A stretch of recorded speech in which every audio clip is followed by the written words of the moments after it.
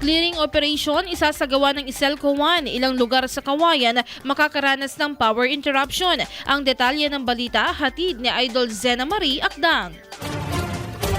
Inanunsyo ng Isabela Electric Cooperative 1 ang muling pagsasagawa ng clearing operations ng mga kable ng kuryente sa lungsod ng Kawayan. Dahil dito, naglabas ng abiso ang Iselco 1 na magkakaroon ng pansamantalang pagkawala ng kuryente sa August 1, 2025. Kabilang sa mga apektadong lugar ang ilang bahagi ng District 1 katulad ng Alcabeda Street, Mabini Street, INC Compound, Zipagan Street, Banawe Street at Villarte Street na magsisimula mula alas 5 ng umaga hanggang alas 8 ng umaga. Habang alas 9 naman ng umaga hanggang alas 12 ng tanghali ang power interruption sa Maharlika Homes Subdivision. Samantala, inihiyag din ng Iselco 1 na maaaring maibalik ang supply ng kuryente ng mas maaga kaysa sa itinakdang oras sakaling agad na matapos ang mga gawaing pang-maintenance. Idol, nanunuyo ba at humihina ang elasticity o pagbanat ng balat?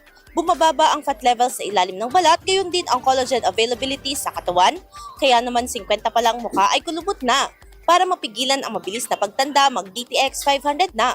Pinaparami ang cell regulators gaya ng retinols, peptides at growth factors para sa collagen metabolism and production. Sa DTX 500, hindi lang balat mo ang magiging makinis kundi ang selula ng iyong buong katawan. Para maging healthy, mag-DTX 500 palagi. Para sa IFM News, ako si Idol Zena Marie Akdang, Idol! IFM News.